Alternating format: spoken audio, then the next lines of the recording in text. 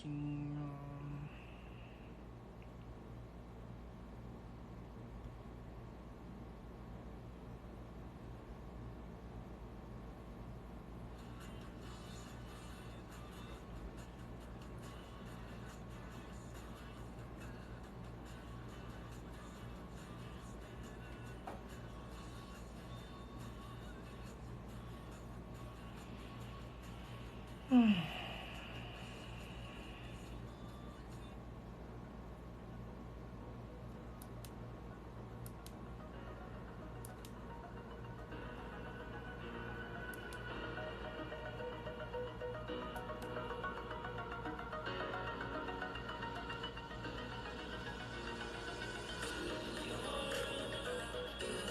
Isso, já. Olá, boa noite para todos vocês. Vamos entrando, vamos chegando na live, para mais uma live, né, de quinta-feira. Falarmos sobre saúde. Vocês estão bem? Estão todos bem?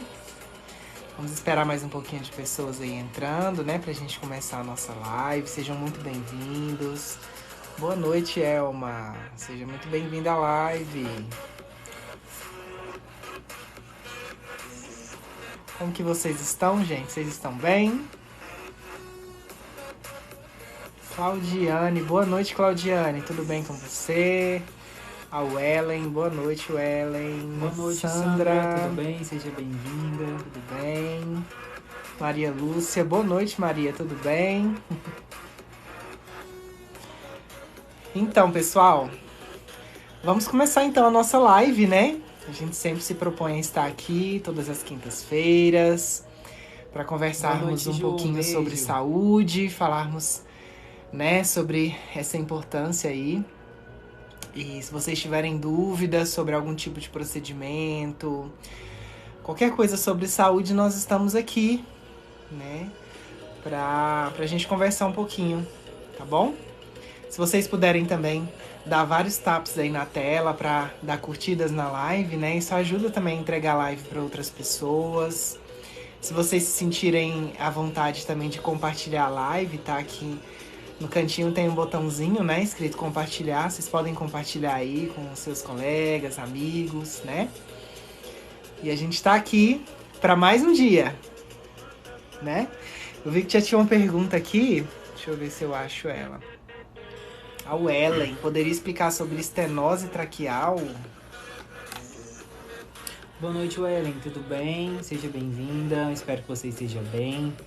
Então, em relação à estenose traqueal, geralmente ela acontece sempre associada ao uso de um dispositivo, né, por tempo prolongado. Geralmente, esse dispositivo está associado a dispositivo invasivo, né, como no caso do tubo orotraqueal, conhecido como IoT ou TOT, né, para nós da área da saúde. Acomete aqueles pacientes, né, que ficam muito tempo com esse dispositivo. Geralmente, assim, após 15 dias já é indicado tirar esse tubo. Alguns médicos, visando aí a não estenose traqueal, faz uso do dispositivo sem o cuff. Porém, em contrapartida, o risco de broncoaspirar, né, com um tubo sem o cuff, ele é maior.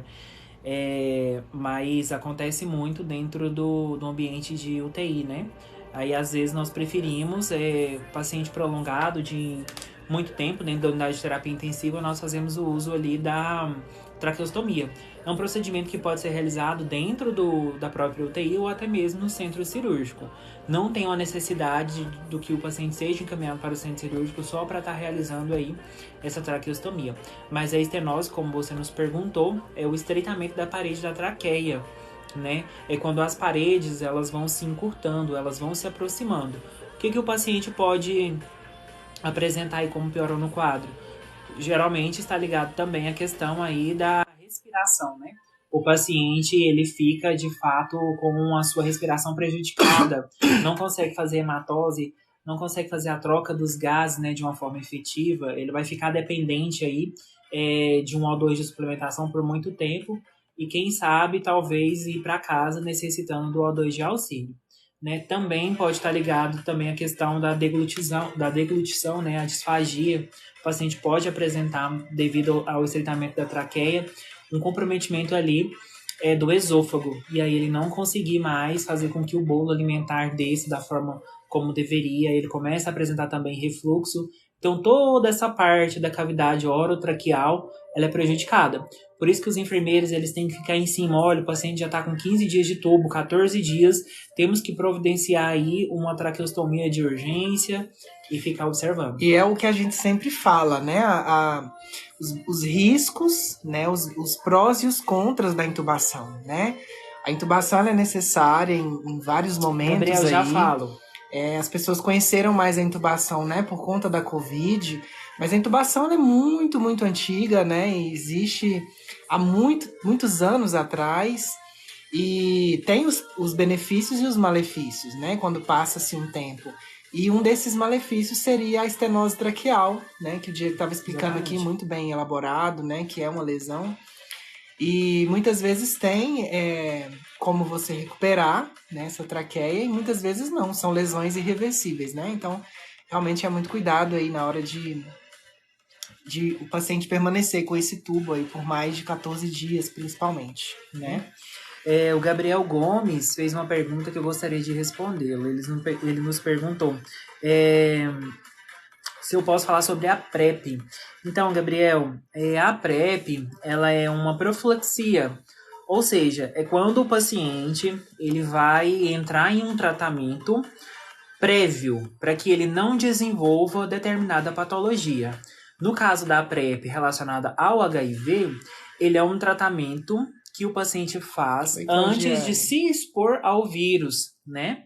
Então, é uma medicação que você toma diariamente. Você consegue essa medicação através de consultas, né, periódicas ao sistema de saúde, e o próprio SUS disponibiliza a medicação. Você também pode adquirir a PrEP nas farmácias, né? Custa mais ou menos em torno de 190, 350 reais, 30 comprimidos. Para o homem, como que funciona a PrEP? Ele tem que tomar um comprimido por dia, né, antes de se expor ao vírus do HIV. A PrEP combinada, ou também é conhecido como PrEP sob demanda, ela já é um pouco mais eficaz do que a PrEP sem ser sob demanda. É quando a pessoa ela vai tomar 2 comprimidos, né, naquela primeira vez que ela vai fazer a PrEP, 2 horas antes do ato sexual. Aí ela tem o ato sexual de forma desprotegida. Após esse ato sexual, em 24 horas, ela toma mais um comprimido. Então, são totais de 3 comprimidos em 24 horas. Aí ela se protegeu dessa primeira exposição ao sexo sem camisinha. Só que vale lembrar que a PrEP, ela está aí apenas para nos proteger contra o vírus do HIV. Mas nós temos aí a sífilis, nós temos a gonorreia, nós temos clamídia, nós temos tantas outras, né, hepatites, que a PrEP ela já não vai atuar aí nessas outras ISTs, né? Para a mulher, como que funciona? Ainda não tem estudos que comprovem a eficácia da PrEP sob demanda para o público feminino. Então, ainda continua sendo 21 dias.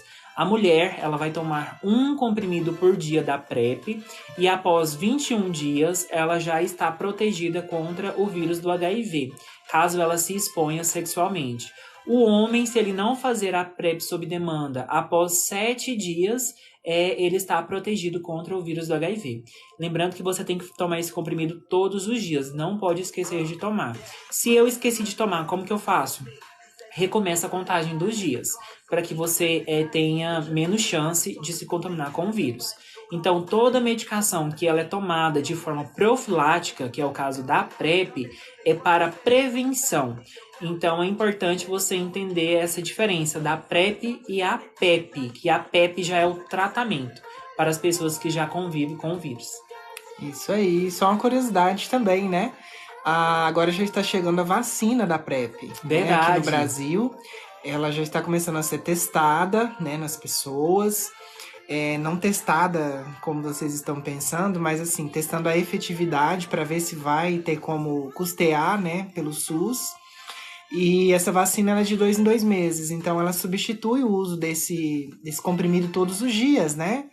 o que é bacana para quem precisa, né, para trabalhadores aí dessa área, profissionais do sexo, né, e para outras pessoas também que fazem a PrEP por algum motivo. É interessante, né, você tomar a cada 2 meses a vacina e excluir aí o uso dessas medicações, né? É verdade. Em relação à PrEP também, só mais um adendo, é que no Brasil, infelizmente, há pouca adesão das pessoas ao tratamento preventivo, né? E é um tratamento que ele está disponível no SUS de forma gratuita, você não paga nada por isso, você apenas tem que comparecer às consultas. Para que você continue fazendo o tratamento da PrEP, você tem que fazer um teste, né? Para a reação do HIV, e se você ainda se manter indetectável, não, se você ainda se manter negativo para o HIV, você continua fazendo o tratamento da PrEP. Agora, se você se tornar uma pessoa positiva para o vírus, aí você automaticamente é encaminhado para fazer o tratamento da PEP, que já é relacionado para a recuperação, né? E é importante deixar claro também que a PrEP, ela ocupa aí, digamos, o Brasil ocupa aí o 38º lugar, né, em relação ao uso da medicação para a prevenção contra o HIV. É algo que está tão gratuitamente, tão fácil para que a gente faça adesão, né, e poucas pessoas fazem adesão. Geralmente é o público homossexual que faz o uso, ou então profissionais do sexo, porque são pessoas que têm mais, né, digamos assim, um contato, né, com essa parte sexual em si. Mas nada impede de que o heterossexual ou outras pessoas aí que queiram praticar o sexo de forma desprotegida, o que eu não indico, possa fazer o uso da PrEP, né? Isso aí. A RS Galvão tinha comentado, gente, esse assunto não estou entendendo. Aqui é um bate-papo sobre saúde, tá? Qualquer coisa que vocês quiserem saber, pode mandar a pergunta aí de vocês. A gente sempre tá aqui de olho, tá? No chat, no bate-papo. E após a RS Galvão, né, tinha a pergunta da Paloma. O TSH alterado precisa tomar medicação? Eu acredito que é isso. Então, você tem que investigar, né? Geralmente está envolvido aí com algum problema de produção de hormônios, né? Tanto para mais quanto para menos, tá? E geralmente envolve a tireoide. Então, você tem que procurar principalmente um endocrinologista, né? Para poder ver melhor nessa questão. Talvez ele peça um ultrassom, né, de tireoide para ver como é que tá aí, se tem alguma alteração na fisionomia, né, na anatomia da sua tireoide, tá bom? E aí, de fato, entrar com algum Carol, tipo de medicação, tá bom? A Carol perguntou pra gente: oi meninos, olá Carol, tudo bem? Seja bem-vinda. O que indica aos profissionais recém-formados que não conseguem uma vaga? Então, Carol, o que eu falo pra você, procure sempre se destacar nas entrevistas. Como que eu faço isso? É o seu momento de brilhar. Eu sempre tive pra mim que quando eu estou em um processo para ser avaliado, eu tenho que protagonizar aquela cena. Então, eu tenho que responder algo para quem me pergunta de uma forma que leve aquela pessoa a se surpreender. Então, surpreenda nas entrevistas, já liga com um assunto que você queira muito destacar sobre si, mas que geralmente os entrevistadores não perguntam. Então, fala sobre as suas qualidades, fala no que você tem dificuldade, mas o que você tem feito para melhorar em relação a essa dificuldade. É importante. Oi, Beleão, fico muito feliz com a sua presença aqui, sou seu fã. É muito importante também você se capacitar, né? Nós temos aí o UnaSUS, né, que é uma plataforma na qual você pode fazer cursos gratuitos, você pode se especializar em diversas áreas, né? E aí você vai conseguindo brilhar, né, aos olhos de quem está te entrevistando. Não existe entrevista perfeita e tenha certeza de que cada entrevista que você sai um pouco mais preparada para a próxima. Então, capacitação é a primeira coisa. E protagonize este momento e tente se expor de uma forma positiva. É o máximo que você puder. Sente à frente, não tenha medo, não fique retraída, né? Outra coisa importante também é a forma como você se veste, né? Por mais que hoje em dia nós estamos um pouco menos críticos em relação às vestimentas, mas vai com um cabelo bem arrumado, uma unha bem feita, a forma como você se posiciona na cadeira, por você não ficar assim todo desleixado, mas sente-se de uma forma assim que você passe confiança, para que aquela pessoa te enxergue como um profissional. Então isso aí são regras básicas, mas que poucas pessoas dão atenção, e você já começa a ser avaliada desde o momento que você entra na sala. Já participei de processo seletivo que o profissional e o entrevistador estava vestido como um moço da limpeza, e ele passava a todo momento no corredor para ver se as pessoas o cumprimentavam, para ver se as pessoas o enxergavam ali dentro do ambiente hospitalar. Ele precisou de ajuda para remover, né, um objeto um pouco pesado. Poucas pessoas se disponibilizaram para ajudá-lo. E aí, quando ele entrou para fazer a entrevista, todo mundo ficou assim, em choque. E aí ele começou a falar sobre que ele queria... Priscila. Obrigado, Priscila. Que ele gostaria de pessoas que fossem empáticas, né, para trabalhar no ambiente hospitalar. Então, fica ligado aí nessas questões, tá bom? Espero ter ajudado de alguma forma. Isso aí. A Valdeci perguntou, ela falou, me chamo Valdeci e peço para vocês falarem um pouquinho sobre câncer de intestino. Então, Valdeci, para mim, né, profissional da área da saúde, eu acho que é um dos piores tipos de cânceres, né? Por quê? Porque câncer no intestino, ele é muito fácil de caminhar pelo nosso corpo e a gente conhece como metástase, né? Porque é um órgão, né? É um ambiente muito vascularizado. Né? Verdade. Tem muitas veias, passa a corrente sanguínea. E a nossa mucosa intestinal, ela é muito sensível, tá? Então, por isso que é muito fácil o câncer ele se espalhar pela corrente sanguínea, né? Mas o bom é que existem, né, prevenções, né? Existem exames de imagem que a gente pode fazer para se detectar algo fora do comum, né? E retirar antes mesmo de se tornar um câncer, né? Verdade. Existe a endoscopia, né, que a gente faz via oral no paciente. Tem a colonoscopia, né, que a gente vê a parte mais baixa do paciente. Reto, né? Isso. Uhum.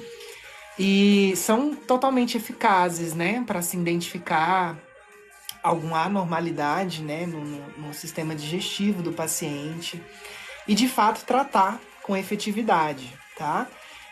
Para mim, é um dos piores, assim, porque realmente ele tem essa tropia, né, essa chama para ter a metástase, né? Sim, desenvolve mais rápido, né? Mas é Sim. importante também ressaltar que dependendo ali da localização, né, de origem, da etiologia do tumor, da tumoração, pode ser feita a ectomia, ou seja, a retirada parcial, né? Então é muito comum, às vezes, nós nos depararmos dentro da unidade de terapia intensiva, ou até mesmo nas enfermarias, o paciente que tem, sei lá, 2 metros de intestino retirado, e aí ele tá com a endostomia, ou ele tá com a colonostomia, ou ele tá com a jejunostomia. Então, acontece bastante, né? Essa retirada parcial, e a pessoa consegue conviver, digamos que até bem em relação a isso. Só queria voltar aqui, Gabriel Gomes, em relação à PrEP, que você falou assim que deu uma travadinha, mas de uma forma mais sucinta. Você falou, nossa, são 3 comprimidos. Mas veja bem, são 3 comprimidos em 24 horas se nós estivermos falando sobre a PrEP sob demanda, que é uma nova modalidade aí, né, de 2022 para cá, embora os estudos venham acontecendo desde 2019, mas só em 2022 que ela começou a ser divulgada. Então a PrEP sob demanda vou me expor sexualmente até 2 horas antes do ato sexual, eu tomo 2 comprimidos. Tenho um ato sexual e em 24 horas eu tomo mais um comprimido, tornando assim 3 comprimidos. Mas, se você não for fazer a PrEP sob demanda, a PrEP comum é 1 comprimido por dia. A partir do 7º dia, você está protegido contra o vírus do HIV. E se você for mulher, no caso, para o público feminino, né, 21 dias, tá bom? É isso aí. A Carol, a gente já respondeu, né? Lu, tem sim. Boa noite, Marlene. Boa noite, Fran Dantas. A Lu perguntou assim, tem algum remédio que o técnico não pode preparar? Tem sim. Tem muitas medicações que o técnico não pode preparar, né?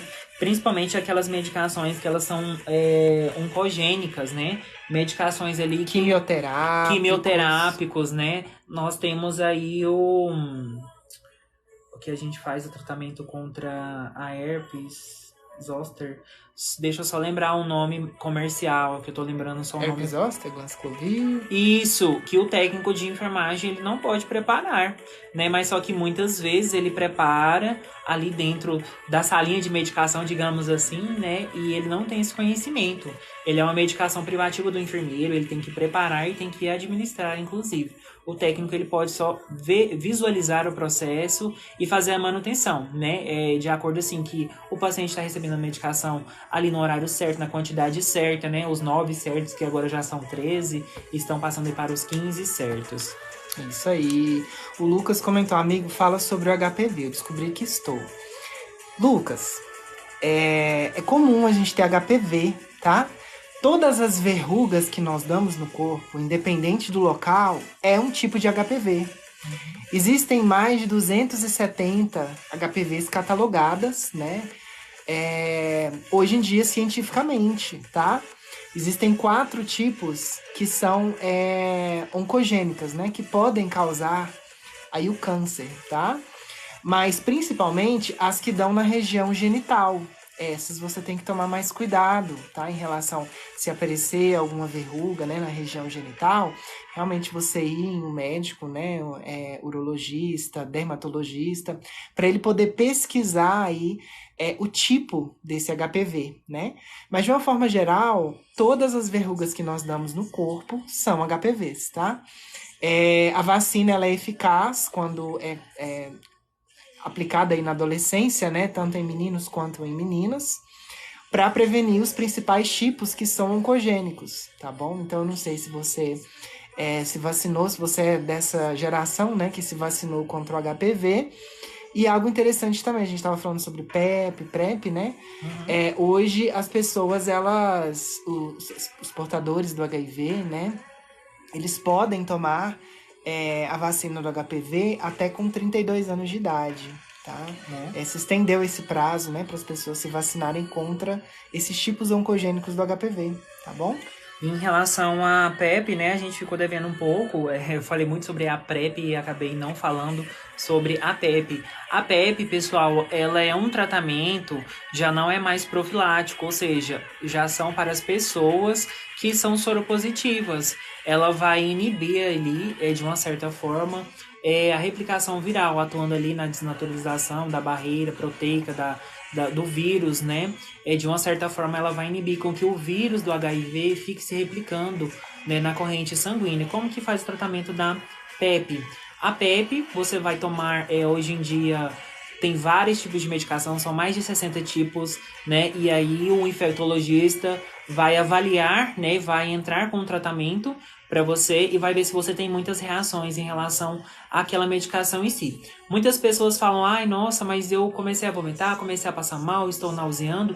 Pode ser trocada a medicação, né? Porque alguns tipos de medicação são um pouco hepatotóxico, né? A pessoa começa a ter ali mais uma probabilidade de desenvolver uma gordura no fígado e aí é trocada a medicação. Por isso que sempre o infectologista ou o médico que está acompanhando o paciente que faz uso da PEP vai pedir exames recorrentes, né? Pedir ali para que você faça TGO, TGP, creatinina, para ele ver e entender como que o seu organismo está respondendo àquela medicação em si. E aí, depois de um certo tempo, né, dependendo da carga viral que você tenha na sua corrente sanguínea, você já começa a entrar mais para o novo estado, né, de soro positivo, que é quando você se torna indetectável, né, quando você não tem mais cópias suficientes ali na sua corrente sanguínea, que possam ser identificadas através do exame para identificar o HIV. Geralmente são abaixo de 40 cópias, né? Então, as pessoas que não são identificadas, tipo assim, não estão identificadas, ali também ela não transmite o vírus, né? Se ela faz indetectáveis, intransmissíveis, isso. Aí ela não transmite o vírus. E é muito importante você fazer sempre acompanhamento com um infectologista e às vezes também você não deixar de tomar medicação, né? Se você deixou de tomar medicação, eu vou tomar 3 medicações agora porque eu deixei de tomar e aí eu vou ficar melhor. Não, você não deixa de tomar medicação. Você esqueceu, toma naquele horário que você lembrou e continua o tratamento normalmente. Só não pode deixar de tomar a medicação, tá, pessoal? Isso aí. A Cecília comentou, né? Meu tio está com febre há mais de 10 dias e não foi ao médico. Cecília, fala pro seu tio, né, que febre, ela é um sinal de inflamação ou infecção no corpo, Verdade. tá? A partir de 14 dias, a gente já para de pensar em vírus e já vamos pensar em uma bactéria, tá? E talvez seja uma bactéria multiresistente. Então, ele precisa investigar de onde está vindo essa febre, qual o motivo, para ser tratado, tá? Febre é um sinal de infecção no seu corpo, seja viral, seja bacteriana. Agora, passou de 14 dias, ele ainda tá com essa febre, ainda não é vírus, né? Já passou do período aí de inflamação, de infecção, e a gente já pensa em uma bactéria, tá? Então, pode ser algo sério aí e que é totalmente tratável, né? Tem antibióticos muito bons aí para tratamento de bactérias, né? Para se curar o paciente, tá bom? O Lucas disse assim, sobre em relação ao HIV, ele queria tirar uma dúvida, e sobre o HPV, ele perguntou se o HPV é pior que o HIV. Na verdade, Lucas, não tem assim um pior e um melhor, né? São situações que a pessoa tem que aprender a conviver, né? E o HIV, ele tem que ser desestigmatizado da sociedade como algo anormal. Não, o HIV, ele está presente aí conforme todas as outras patologias, como uma pressão alta, como um diabetes, para que nós tenhamos menos preconceito em relação a esse assunto, para que esse assunto não seja tão polemizado dentro da área hospitalar e até mesmo fora. Eu conheço colegas que quando sabem que algum paciente testou positivo ou que o paciente ele é soro positivo, enfermeiros, eu estou dizendo, vai lá e coloca precaução de contato. Eu olho bem pra cara do sujeito e falo assim, precaução de contato? Mas por quê? Aí ele é soro positivo. Eu falei assim, então você tá me falando que o HIV vai passar num aperto de mão ou em um toque com o paciente, é isso? Não, eu falei, então, eu acho que tem um pouco de preconceito aí em cima desse seu excesso de preocupação. Então, e isso acaba afetando até mesmo as pessoas dentro do ambiente hospitalar, na forma como vai lidar com o paciente, a pessoa se mantém muito receosa, ou fala alguma coisa que não é verdade, ou acaba expondo o paciente de uma forma desnecessária, né? Então é importante a gente lidar sobre isso. Mas em relação à sua pergunta, de um é melhor, um é pior ou outro ou não, é muito variável, depende de como que tá, né? Em relação ao vírus, a sua replicação viral, se ela está muito alta, a sua carga viral, se ela está muito baixa, e são coisas que vai acontecer, né? O soro positivo, às vezes, ele fica um pouco mais exposto, mesmo fazendo uso das medicações, porque às vezes ele pode ter uma baixa na sua imunidade, e aí por ele ter uma baixa na imunidade, ele começa a apresentar algumas outras patologias que outra pessoa poderia apresentar se também tivesse uma baixa na imunidade, né? E não só porque ele tem o vírus do HIV. E o HPV tem cura. Sim. Né? O HIV não tem cura, mas tem controle. Você pode viver, as pessoas vivem muito bem, né? Estando aí com HIV, né? Vivem super normal, gente. É o que o Diego estava falando, né? É uma doença que ela tem que ser desmistificada, né? Quando se faz um tratamento efetivo, que as pessoas tomam a medicação corretamente, tem uma vida normal. A Morena tinha perguntado, quem são vocês, meninos? Então... Quem somos nós? Para quem não conhece a gente, né? Nós somos do canal Saúde Pede Carona. Eu sou o Fabrício. Esse é o Diego. Nós somos enfermeiros, especialistas aí em algumas áreas, né? Temos um pouquinho de quilometragem rodada aí na área da saúde, tá? Eu sou enfermeiro especialista em UTI adulto, em urgência e emergência, sistematização da assistência de enfermagem SAI, auditoria, planejamento e gestão também. E o Diego, ele tem algumas especializações também em UTI adulto, UTI pediátrica e neonatologia, né? Que ele gosta muito de trabalhar com crianças. Urgência e emergência, cardiologia e hemodinâmica. Que mais? Acredito que são essas. Tem mais um, acho que você tá esquecendo. Pessoal, eu tô aqui ligado nos comentários pra ver quem eu respondo. O Fabrício aí perguntando. alguém tinha comentado também por que eles estão com o olho vermelho. A gente saiu do plantão, tá? Nós não estamos mais no horário de plantão, nós estamos no repouso, tá? E por isso que a gente tá um pouquinho cansado, mas nem por isso a gente deixa de vir aqui conversar com vocês, né? Falar um pouquinho sobre saúde. Tirar essas dúvidas, né? Eu acho super bacana e acredito que o TikTok também tem esse espaço, né? Pra gente falar sobre isso, tá bom? Então é isso, Morena. Espero que a gente tenha te respondido. Vamos ver mais algumas perguntas. Neia perguntou, gordura no fígado tem cura? Tem sim, dependendo de qual estágio se encontra, né? Tem cura sim. Pode ser começado, inclusive, essa correção dessa esteatose, né? Através da alimentação. Você pode corrigir, né? Ou a pessoa que você conheça pode passar aí pelo um nutricionista, até mesmo um endocrinologista, fazer o uso de algumas medicações que podem auxiliar nesse processo, tá? Mas não é um diagnóstico definitivo, que a pessoa vai morrer com gordura no fígado, né? Desde que ela tenha uma alimentação, pratique exercícios físicos, uma alimentação correta, ela consegue aí reduzir sim essa questão da gordura no fígado. E é importante a gente ressaltar que o fígado, ele é muito importante, né? Na nossa saúde, porque muitas medicações são metabolizadas lá no fígado, né? E às vezes a pessoa começa a ficar indigesta, ela começa a ter aquele abdômen mais globoso, distendido, ascítico, né? Aquele abdômen mais enrijecido, e aí é um sinal também, né, dessa questão da gordura no fígado. Então é importante essas atenções em relação ao fígado. E assim, gordura no fígado, gente, é alimentação, tá?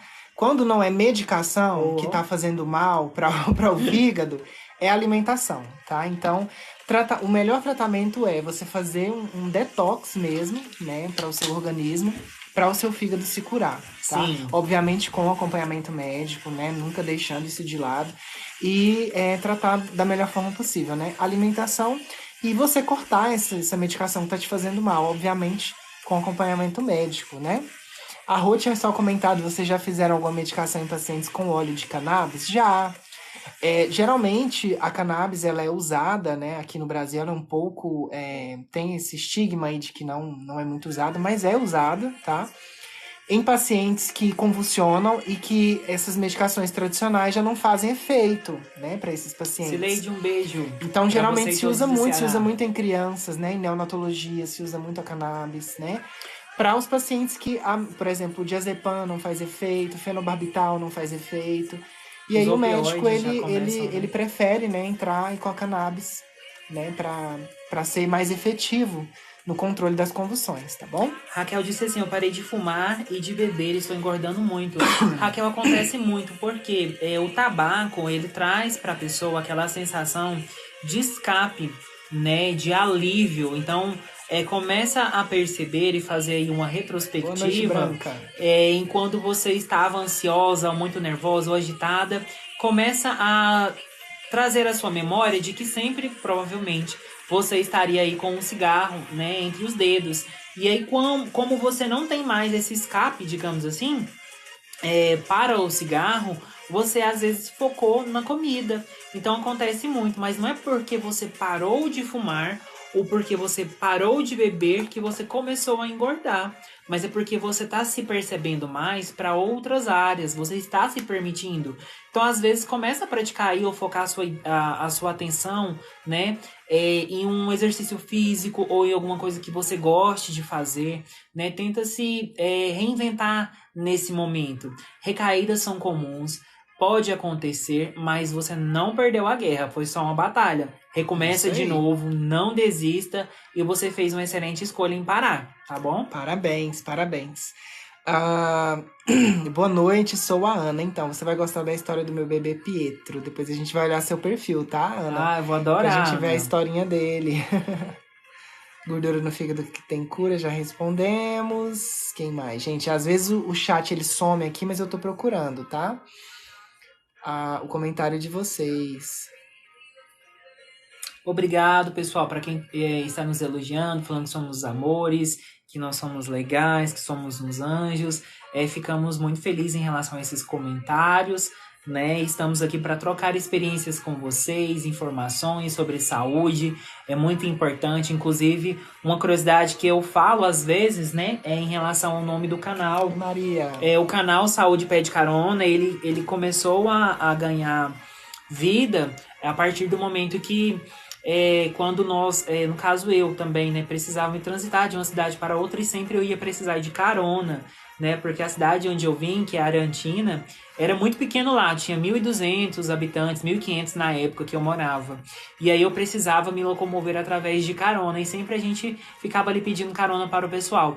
Quando eu entrei na área da saúde, eu comecei a observar que muitos profissionais dependem muito um do outro para que aquele processo que ele iniciou com o paciente Beatriz, tenha uma pode fazer melhor a pergunta. recuperação. Então, ele precisa que o outro colaborador, que o outro profissional avalie o paciente também de outra perspectiva. Então, é uma certa forma de pedir carona, pedir auxílio, pedir ajuda.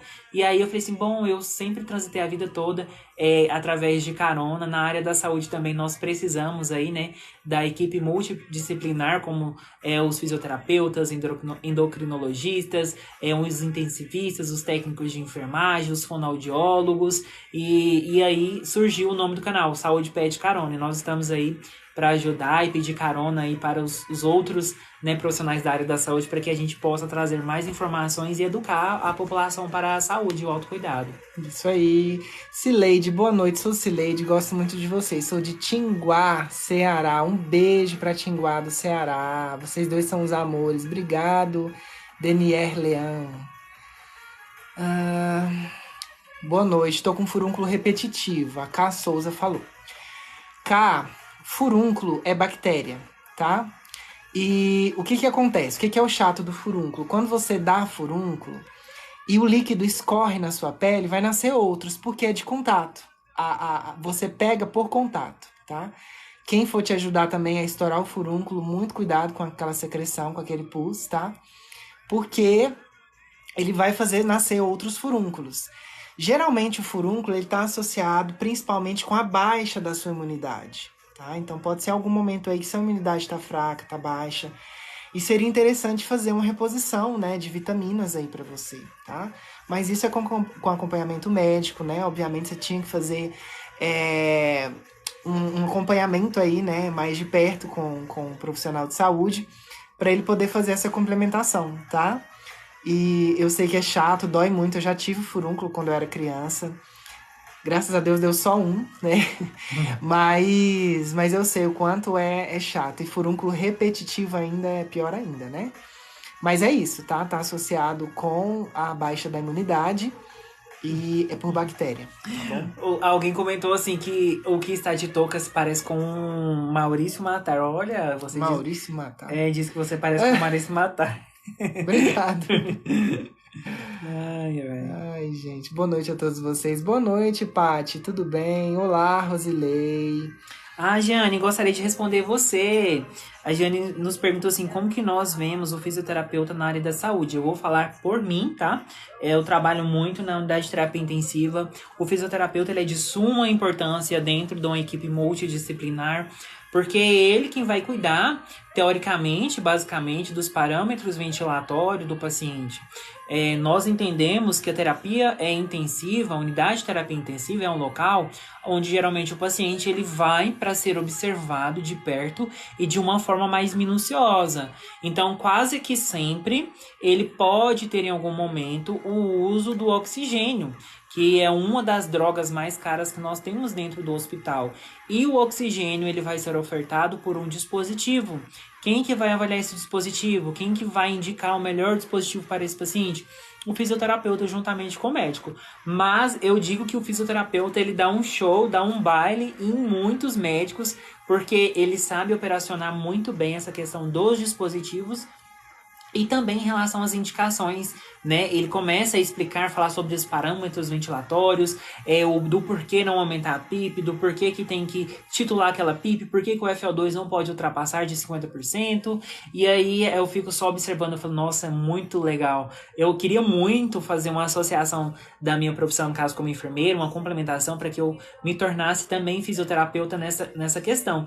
E também não só na ventilação, mas se as pessoas que ficam acamadas, elas não conseguem ali mais ter aquela mobilidade, a mobilidade dela, da articulação está prejudicada, quem que vai cuidar nessa recuperação é o fisioterapeuta, né? Eu estou falando isso a nível de unidade de terapia intensiva, mas fora da terapia intensiva, o fisioterapeuta está ali para recuperar os pacientes que estão, os grandes acidentados, né? Pacientes sequelados de AVC, de IAM, pacientes que não têm mais aquela mobilidade igual ele tinha antes, né? Que a marcha está um pouco atrasada, começa a tropicar. ele vai ali para a fisioterapia, o fisioterapeuta recupera esse paciente, né? No caminhar desse paciente. O fisioterapeuta também foi muito importante aí no Covid, brilhou junto com a enfermagem, né? E junto com os outros profissionais, mas em destaque para a fisioterapia e também para a enfermagem. Então, a fisioterapia, ela é essencial dentro da unidade de terapia intensiva e dentro do ambiente hospitalar. E assim, gente, quando a gente fica muito tempo acamado, né, deitado numa cama, principalmente no hospital, a gente começa a atrofiar, né? Isso na UTI, isso nas enfermarias. E o papel do físio é você recuperar aí a saúde, né, a mobilidade desse paciente. Então é sensacional, né? É de suma importância. Cada um tem a sua importância, né? Sim. O médico tem a sua importância para o tratamento do paciente, o fisioterapeuta, com certeza, o nutricionista, né, o nutrólogo, o enfermeiro, o técnico de enfermagem, o pessoal da higienização, a fono ou o fono, né? Então, cada um tem um papel muito fundamental ali na recuperação do paciente. A gente chama de equipe multidisciplinar, né? Porque abrange vários colaboradores, né? Psicólogos, né? As terapias ocupacionais também para os pacientes, né? Dependendo do setor que ele está. Então, assim, é incrível, né? O trabalho da área da saúde aí. Todos deveriam ser muito mais valorizados, né? Infelizmente, nem todos são. A Rosimeire Santos falou, fala um pouco sobre a candidíase. Rosimeire, candidíase, ela é fúngica. O fungo, ele é muito difícil de ser eliminado, tá? É mais difícil, eu me arrisco a dizer que é mais difícil do que bactéria e mais difícil do que vírus, tá? Porque o fungo, ele gosta de ambientes úmidos e escuros. Onde que tem? Na nossa região genital, né? Ele gosta de ambientes que tem pouca oxigenação. O que mulher gosta? Principalmente mulher. Calça jeans muito apertada, né? Ficar usando o dia inteiro. O pH, né? Então altera o pH dessa mulher, né? Deixa o ambiente mais úmido, mais escuro, sem ventilação. E aí acaba que tem mulheres que dão muita candidíase de repetição, né? Todos os meses tá ali dando candidíase. É algo que incomoda, né? Geralmente elas tomam algum ol da vida, né? Fluconazol, itraconazol, para tentar resolver, né? Tá ligado também com a baixa da imunidade, tá ligado a momentos de estresse, né? Principalmente as mulheres, se elas sofrem um estresse muito prolongado, elas geralmente vão dar candidíase, né? Vai ter um quadro aí de candidíase e tem controle, tá? Eu falo que é muito difícil você tirar de vez a candidíase. Tem pessoas que usam pomadas, né? Rosilei já responde com a base de fluconazol, tem as medicações via oral que você pode tomar, né? Mas a candidíase é isso, tá? Ela não causa muitos danos, assim, digamos, né, graves aí, mas é algo que incomoda bastante, né? Principalmente as mulheres aí que dão candidíase de repetição, tá bom? A Rosilei nos disse assim, que o filho dela tem quase que todo dia diarreia e vômito, e ela tá cansada de levar ao médico. Rosilei, às vezes é importante você começar a observar após que momento que o seu filho vai presenciar, no caso, vai expor essa diarreia ou vômito. Sempre tem uma causa, né? Às vezes essa causa ela está ligada à alimentação, às vezes essa causa ela está ligada ao emocional em relação à diarreia em si, né? Ou também a ausência do cocô, no caso nós temos paciente que desenvolve até incomprese. Mas em relação à sua pergunta, você está levando o profissional correto? Porque nós temos, né, uma vasta gama de profissionais para avaliar aí o ser humano, né? E às vezes você está levando um clínico geral, não desmerecendo, né, os clínicos gerais, mas procura um pediatra de sua confiança. Se você não tem um pediatra de sua confiança, procure na sua cidade alguém que conheça ou que tenha conhecimento de um profissional de confiança para que você leve sua criança. E geralmente as crianças não têm essa questão, não estou dizendo que está ligada à questão da sua higiene, mas eu falo que criança é muito curiosa e dependendo da idade, ela tem muita sensibilidade na palma das mãos, nos lábios, então numa certa idade da criança é muito comum ela pegar e já levar na boca, porque é a forma como ela vai conhecer o mundo, né, dentro ali da sua idade, para o período.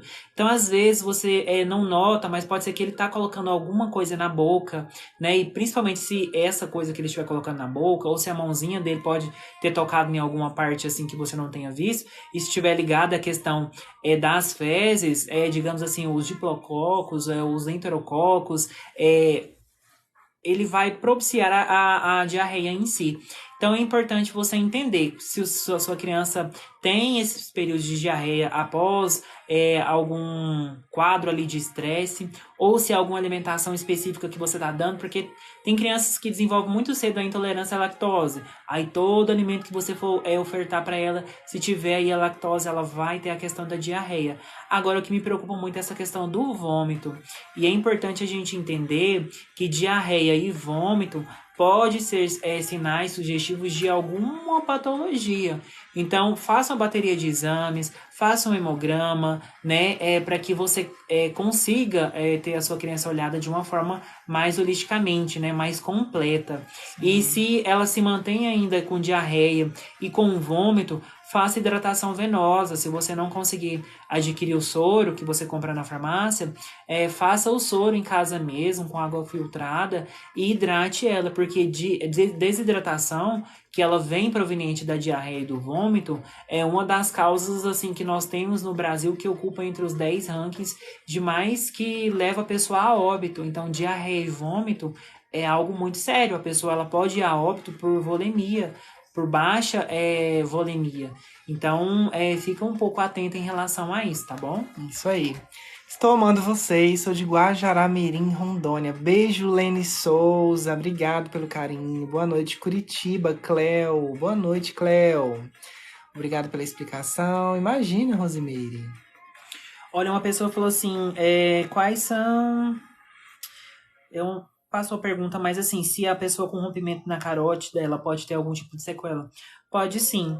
Inclusive, nós tínhamos um paciente lá na UTI que eu trabalho, que ele tinha um rompimento de carótida e aí ele teve uma ressecção na carótida. E aí ele começou a desenvolver um quadro mais ligado ao sistema nervoso central. Ele começou a ficar com as pupilas anisocóricas, quando você tem uma pupila mais dilatada e uma mais contraída. E aí ele começou a ficar um pouco dislálico, ele não conseguia falar de uma forma correta, né? As palavras eram como se estivessem mais pesadas para ele. Ele tinha muito sono, então o sono dele era intenso. Edileuza, e ele não estava fazendo uso de nenhuma medicação que levasse ele, né, ou induzisse ele ao sono.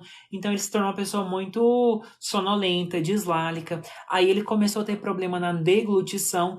Então, assim, acontece com todos os pacientes? Boa noite, não, Maicon. mas pode acontecer. Então, por isso que é muito importante sempre o profissional estar acompanhando você, né? Fazer aí um ultrassom, fazer uma ressonância magnética, para que você tenha esse acompanhamento de perto, para entender se você tem alguma parte que deixou de ser irrigada no seu corpo, ou que você deixou de receber ali a nutrição necessária, né? Às vezes as pessoas também podem apresentar problema na marcha. E o paciente desenvolveu também bexiga neurogênica. Ele não conseguia mais fazer xixi. Ele só fazia xixi por transbordamento, que era quando a bexiga enche, mas ela enche tanto que ela não consegue mais prender o xixi. Aí ela tem esse vazamento que nós chamamos de transbordamento. A última SVD que eu passei no paciente, ele deu 1 litro e 200 ml de xixi. E o comum de uma bexiga para um paciente adulto está em torno de 450 até 600, 630 ml de diurese. E a dele foi 1 litro e 200, ou seja, o dobro da capacidade. Então, tudo isso através da carótida dele. Ele começou a apresentar essas sequelas. Acontece, mas não com todos os pacientes, mas são algumas sequelas que podem acontecer. A Edileuza tinha falado, responde a minha pergunta, agora ela comentou de novo, né? E eu vi. É verdade que vinagre de maçã com água e mel é bom para o fígado com gordura? Edileuza, vinagre, você não pode estar fazendo o consumo dele todos os dias, tá? O vinagre ele tem alguns probióticos, ele tem quantidade alcoólica, que ao invés de você estar achando que está fazendo um bem, né? Tomando ele todos os dias aí, né? O vinagre de maçã com água e mel, na verdade, você pode causar uma úlcera no seu estômago, né? Por conta desses probióticos que tem no vinagre, né? Então, assim, tem riscos e benefícios. Ele pode até fazer bem para o fígado, né? Para retirar essa gordura do fígado. Mas ele vai te causar um problema no estômago, né? Então, o bom mesmo é você mudar essa alimentação, né? Se a pessoa está preocupada com esteatose, com gordura no fígado, se preocupe com a prática de exercícios físicos, se preocupe com a alimentação mais balanceada, com mais proteínas, menos carboidratos. gorduras, né, saudáveis aí, digamos assim, sem gorduras trans, né, sem esses alimentos muito industrializados, né, esses que a gente acha aí muito fácil, enlatados também, tá bom? E vai dar tudo certo. E muita ingesta de água, né, consumo de água. Se você não tiver nenhuma restrição hídrica, obviamente a gente tem que se hidratar, tá bom? Uma pessoa perguntou assim se as plaquetas 4.200 é normal, 420 mil é normal no organismo. Olha, às vezes acontece, né? Às vezes a gente tem uma elevação da plaqueta, mas assim, depende muito do laboratório. Então, assim, primeiro, antes de entender essa questão da plaqueta, os valores de referência, olha o valor de referência no seu exame, porque alguns laboratórios acabam adotando 350 mil a 450 mil, que eu já vi. Ou alguns laboratórios colocam lá 310 mil a 400 mil. Então, olha o valor de referência. Mas, respondendo a sua pergunta, elevação de plaqueta, o que pode ser? Estresse ele pode causar aí uma elevação nas plaquetas, porque você vai ter mais adrenalina, então você vai ter um fluxo sanguíneo maior, né? Então você vai ter uma descarga adrenérgica muito grande no seu organismo. Inclusive o uso de medicações ali provenientes da adrenalina também pode elevar a questão das plaquetas, né? Tá um valor considerado normal para alguns laboratórios, desse valor que você me passou.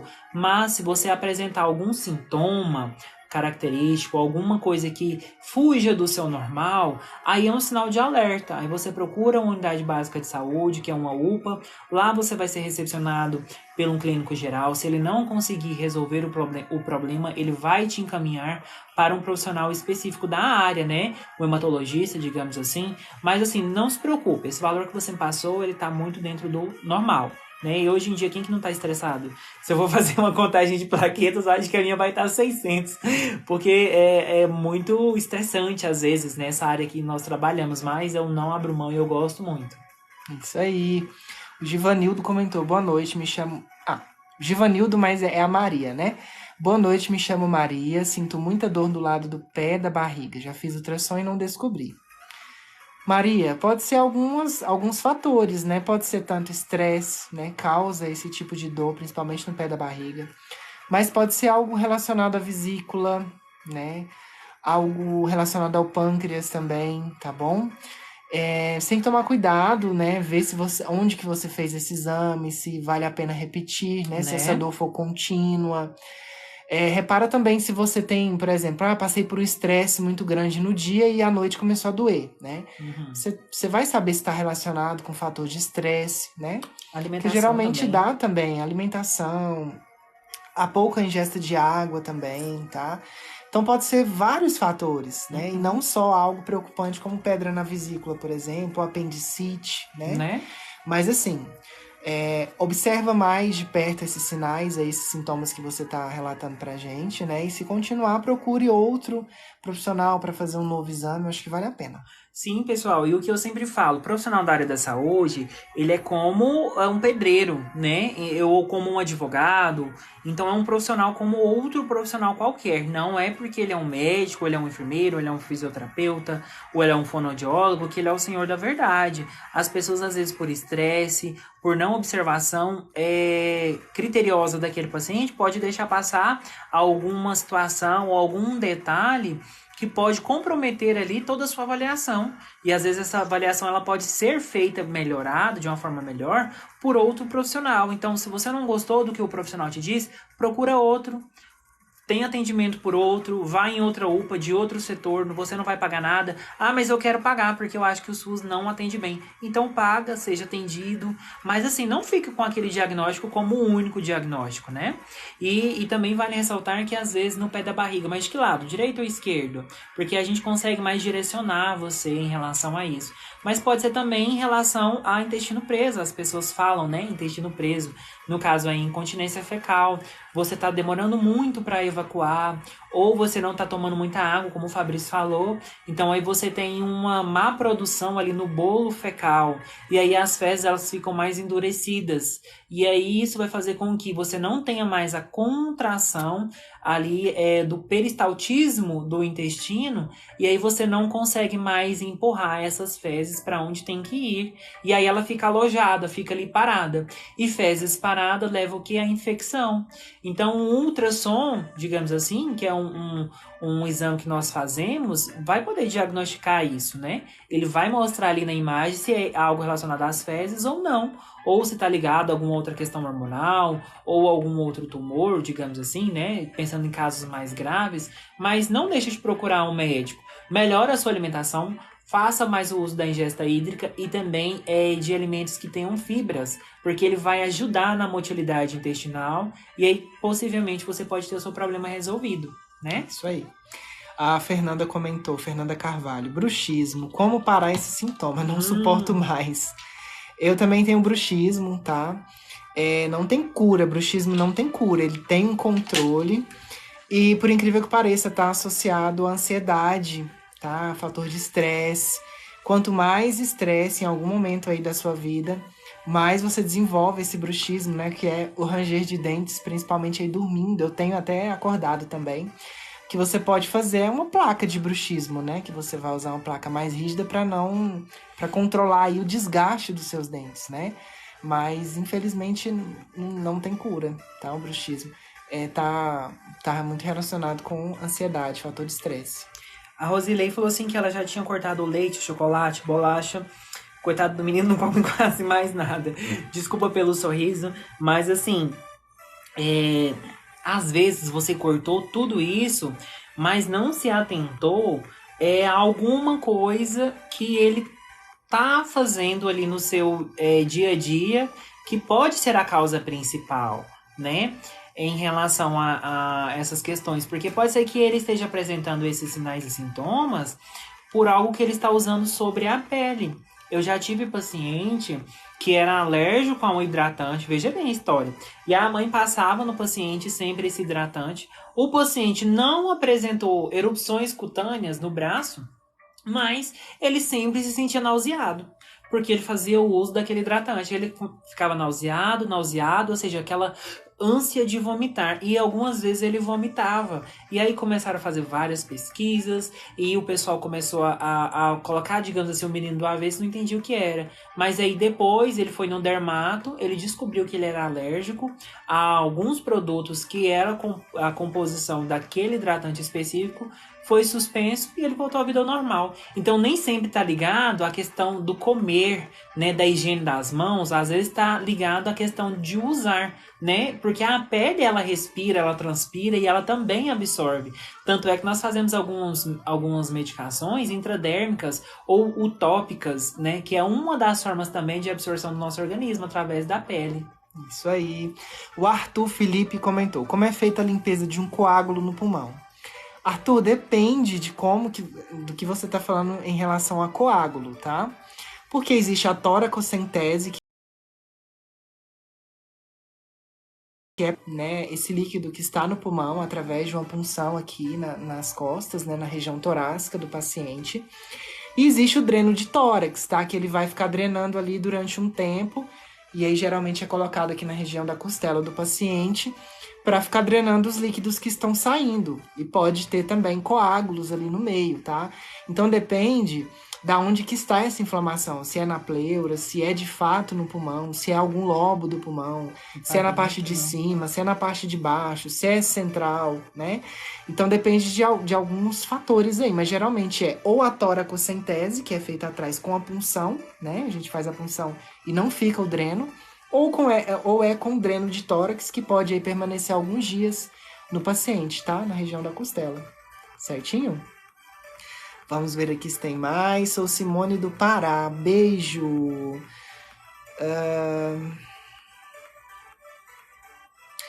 É certo o hospital público tipo SUS não entregar os exames feitos quando um paciente que é interno?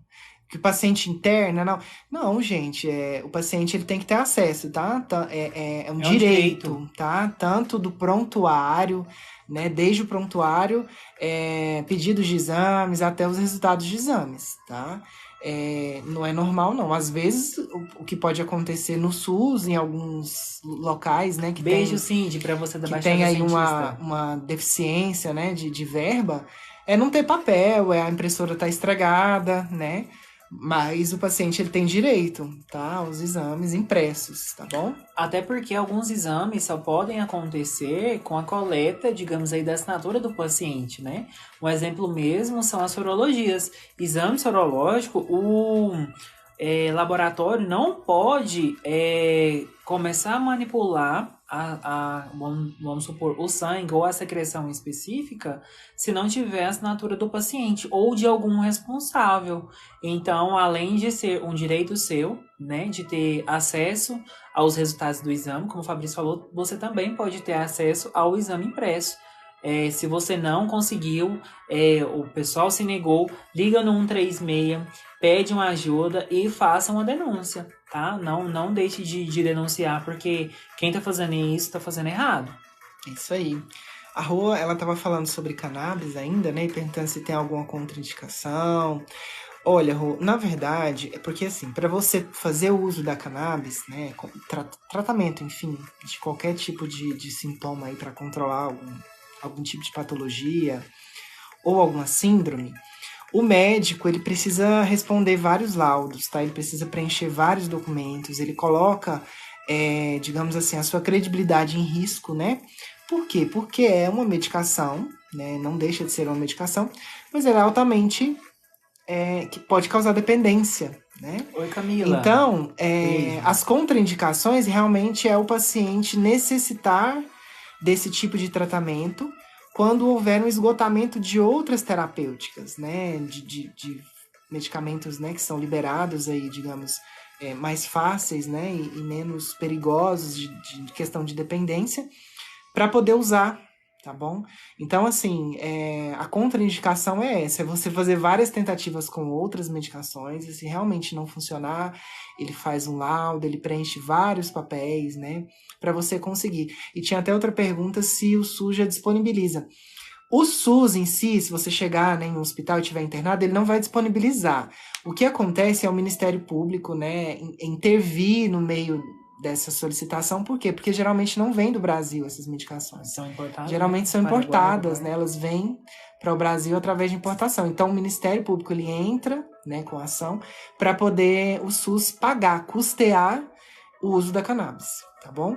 Mas é um processo aí um pouco demorado. Pessoal, muitas pessoas estão perguntando sobre o detox. O que acontece? O detox ele ficou muito famosinho aí, né, nas redes sociais, como muitas outras informações aí que viralizam, né? E as pessoas começam a empregar um sentido de resultado em apenas um alimento. Só que começa a observar, você não consegue construir uma boa casa tendo apenas um bom tijolo, um bom cimento, né, um bom rejunte. Se você não tiver um bom pedreiro ou um arquiteto, você não consegue ter uma boa casa. A mesma coisa está relacionada ao nosso corpo. Se você não fazer prática de exercícios físicos e não associar a uma alimentação correta, você não vai ter um milagre. Então, às vezes, não é porque a nutricionista falou toma couve com suco de limão que você vai fazer um detox, que você vai ficar porreta, que você vai ter um resultado. Porque não é algo que você vai resolver de 30, 40, 20 anos com um copo de suco. Só que as pessoas vendem essa ideia como algo milagroso e as pessoas, porque estão desesperadas, porque não tiveram uma mudança de comportamento, compra. E compra mesmo. Aí começa a fazer a ingesta e começa a ficar só dependendo daquilo. Aí emagrece sim. Mas por quê? Porque está com um déficit calórico e um déficit nutricional. Só que o que acontece? É um peso seco. Ele volta assim. Se você fazer uma ingesta maior hídrica, você já ganha esse peso todinho novamente. Porque você não perdeu gordura, você perdeu líquido. Então, essas questões do detox, né, é muito algo assim que a gente tem que conversar e falar sobre, porque não é algo milagroso. Pode tomar? Pode resolver? Pode te ajudar, mas não vai resolver seu problema, não vai curar ali sua esteatose hepática, seu problema ali ligado aos seus rins, ao fígado, só porque você tomou um couve com limão, tá bom? Mas assim, pratique exercício, muda a sua alimentação, escolha melhor os alimentos que você vai comer, faça a contabilização de calorias, as calorias de fácil digestão, as calorias ali que têm uma maior dificuldade para que seja feita a quebra da glicose, como o caso ali da batata doce, um exemplo, por isso que os marombeiros gostam muito de comer a batata doce, né? E então, assim, começa a ter essas escolhas mais saudáveis, aí talvez o seu problema pode mudar, tá? Rosilei, qual é o especialista no caso do abdômen e intestino? É o gastroenterologista, ou gastro, né? Qual o seu Instagram, Lady Diane? Em todas as redes, Saúde Pede Carona, tá? Inclusive, essa live, ela é gravada e ela é colocada lá no YouTube, tá? Se vocês quiserem ver depois, ela completa, né? Talvez a sua dúvida, e a gente acabou não respondendo, está lá, gravada no YouTube, tá? Em todas as redes, Saúde Pede Carona. Aqui em Guajará-Mirim, o hospital não entrega os exames que são feitos quando a pessoa está internada. Isso aí é questão de você notificar o hospital, tá? Você pode fazer uma ouvidoria do SUS, que é você ligar no 136, né, e explicar esse caso. Ou na saída, né, o paciente ele sempre recebe um formulário para ser preenchido, que é o SAC do hospital. Todo hospital tem um SAC, né? E aí vocês preencham, né, e coloquem, olha, não estou recebendo o exame, gostaria de receber. E aí, esse problema ele tem que ser resolvido, né? Porque é um direito aí de todo cidadão, de todo paciente receber uma cópia dos seus exames, tá bom? E sem contar que, ai, mas o médico lá não me entregou. Pessoal, vai em outra unidade de pronto atendimento, em outra UPA, tá?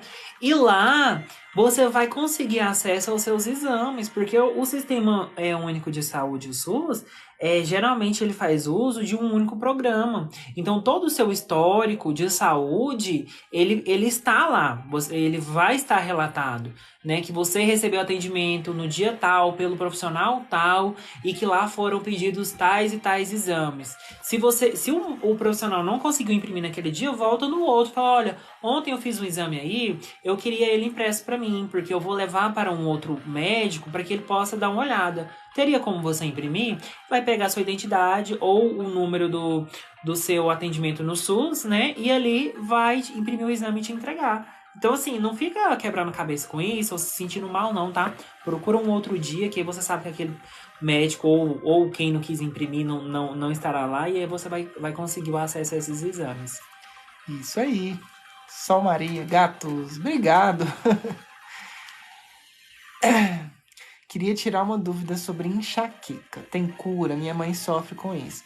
Amanda, não tem cura, tá? A enxaqueca, ela tá ligada também com o emocional, depende do tipo de enxaqueca.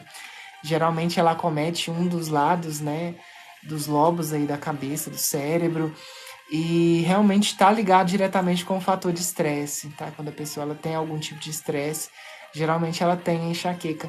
E o chato é que muitas medicações não resolvem, né? Muita gente toma aquele enxaque, que dizem que é muito bom, mas tem algumas pessoas que não resolvem. Para você ter ideia, tem pessoas que tomam o Revenge, que é um composto que tem até o tramadol, né? O tramal no meio, e não resolve. Algo que pode aliviar é colocar faixa na cabeça, né? Fazer compressas de água gelada, né? Durante essas crises aí de enxaqueca. Existe, né, também um tratamento. Hoje em dia existe o Botox, né? Que você faz para melhorar esses sintomas da enxaqueca, principalmente a dor, né? Que é constante. E tem injeções intraforamidais na nuca, tá? Mas é um tratamento que ele não é muito acessível, assim. O SUS não cobre, mas existe o Botox para você fazer a compressão do nervo, e aí acaba que diminui muito essas crises de enxaqueca, e as injeções transforamidais. A Rosemary disse assim, não sei como parei aqui, só sei que eu não quero sair. Que bom, Rose, seja bem-vinda. Aqui nós falamos sobre saúde, tá? Nós trocamos um pouco de ideias, né, com vocês, respondemos algumas perguntas, tiramos algumas dúvidas. Mas vale ressaltar que enfermeiros fora da atenção básica, tá? Mas o enfermeiro ele não vai prescrever medicação. O que nós fazemos é prescrever cuidados. Isso sim nós fazemos através da SAI.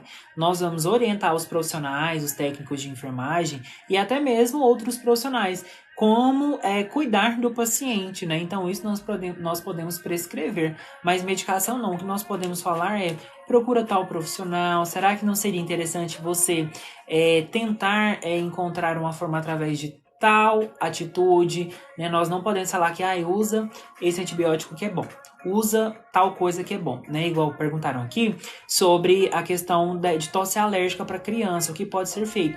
Olha, procura alguma medicação, né, com um profissional que possa prescrever para você à base de corticoide, pode ser que resolva essa questão da tosse alérgica. Tá bom? Mas assim, a gente não pode dar nome de medicação, porque às vezes o paciente ele é alérgico àquela medicação. Então, em vez de você conseguir resolver o problema, você vai trazer mais um problema, né? Ainda mais a nível de criança. Com certeza. Tinha até uma pergunta aqui de trombofilia. Tire uma dúvida. Quem tem trombofilia não pode tomar anticoncepcional, né? Pensa o seguinte. Você tem esse tropismo ao trombo, né? De você criar coágulos. E você toma uma medicação que vai fazer esse coágulo permanecer. Porque quem toma anticoncepcional geralmente não tem a menstruação, não tem o ciclo menstrual, né? Então é perigoso esses trombos, eles caminharem, né? E pararem lá no seu coração, ou pior ainda, no seu pulmão, né? Então não é indicado, tá? Mas existem alguns tipos de medicações que elas podem ser usadas, mas aí é com o ginecologista, né? Com todo o acompanhamento. Ele faz alguns tipos de exames, né? Até de sangue, para saber se você pode tomar essas medicações que são menos agressivas, né? Em relação à trombofilia. E daí você pode fazer o tratamento. A Érica Farias disse assim: conheci o Diego no ECAD, ele é um amor, cuidou muito bem do meu filho. Fico muito feliz, ó. Um beijo pra você, tá? Fico feliz de tê-la aqui nesse momento, né? De trocar um pouco de informação com o pessoal. Obrigado pelo carinho, obrigado pelo comentário, aqueceu meu coração, me fez lembrar de um outro momento, né, da minha vida. E eu gosto muito de trabalhar com criança, embora hoje eu tenho trabalhado com adulto, né, estou mais trabalhando com adulto, mas eu amo criança, tá? Espero que todos estejam bem, um abraço pra você, um beijão, tá? Seja bem-vindo e volte sempre.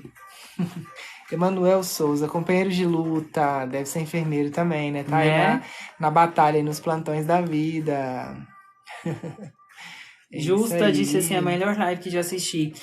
Fico feliz, né? Ficamos felizes em saber que você gostou da nossa live, né? Está gostando da nossa live, seja bem-vinda, volte sempre, né? Pessoal, nossa live, ela está presente aqui todas as quintas-feiras. Às vezes acontece de a gente não fazer na quinta, a gente fazer na sexta-feira, mas assim, nós estamos com esse projeto de sempre brincar, trocar um pouco de informação com vocês, falar um pouco sobre o plantão, né?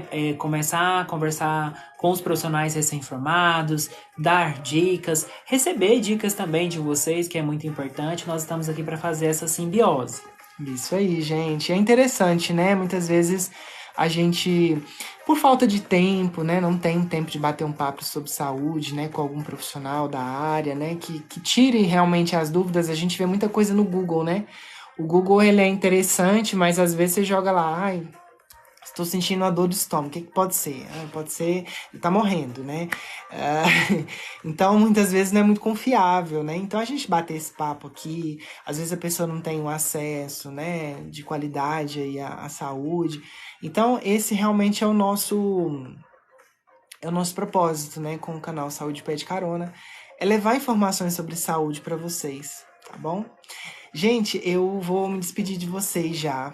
Hoje eu tô bem cansadinho, eu trabalhei bastante. E a gente ainda precisa ir pra casa, né? E amanhã, sexta-feira, a gente ainda trabalha, né?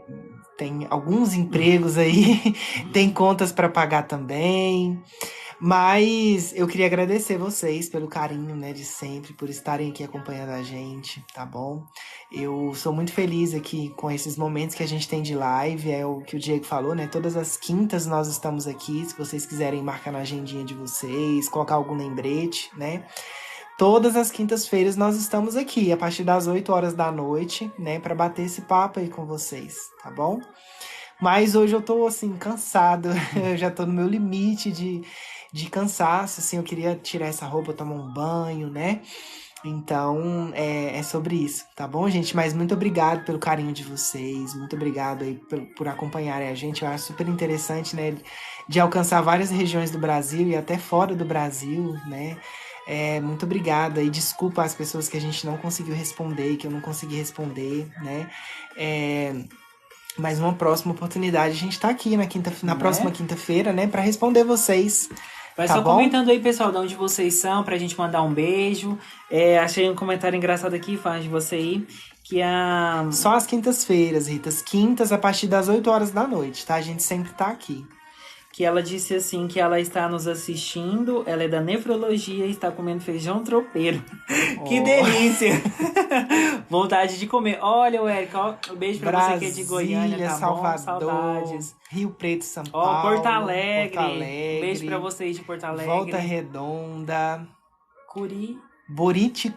Boriticupu, Maranhão. Olha! Urupema, Belo Horizonte, Blumenau, São Paulo, Pernambuco, Recife, Goiânia. De Goiânia, sejam bem-vindos. Um RJ beijo pra vocês. Capital, Belo Horizonte, São Paulo, né? Ibaiti, Natal, Cortês, Pernambuco. Olha só que bacana, né? Várias pessoas, né? São Luís do Maranhão, Cabreúva, né? Pelotas, Rio Grande do Sul, Guerência, Mato Buriti Grosso, Bravo, Bahia, Ceará, Bahia, Espírito Santo. Olha só. Boa Vocês são noite. máximo. Obrigado, viu, Jussara. Olha, pessoal, então foi um prazer estar aqui com vocês mais uma vez, tá? Sejam bem-vindos, mas agora nós já estamos nos despedindo, né, do pessoal que tá passando aí agora. Fiquem com Deus, desejo uma ótima semana a vocês, tá? Semana já, né? Ótimo A gente final tá vendo? de semana. Chega esse horário, a gente já nem tá pensando, já tá iniciando Né? a semana, tá finalizando, né? Então, um ótimo final de semana a vocês, tá? Um beijão, fiquem com Deus. Uma ótima noite. Estejam aqui na próxima quinta-feira. Dá uma olhada lá nos nossos vídeos, né, do canal. Isso Nós aí. temos alguns vídeos também expondo algumas situações, né, alguns procedimentos para as pessoas que vão passar por aquele procedimento, para que eles entendam, né, sobre aquele procedimento que ele vai passar, ou até mesmo qual é o cuidado. Então, deem uma olhadinha lá, tá? Sintam-se à vontade, né? O nosso canal, ele está existindo por vocês e para vocês. Então, isso aí. Estejam aí contribuindo também com as suas informações, tirando dúvidas, façam um comentário lá embaixo de algum determinado vídeo, que nós vamos responder com outro vídeo, tá bom? Mas, um beijão para vocês, uma ótima noite, fiquem com Deus. Beijo, gente. Fiquem bem. Ótima Tchau, sexta-feira.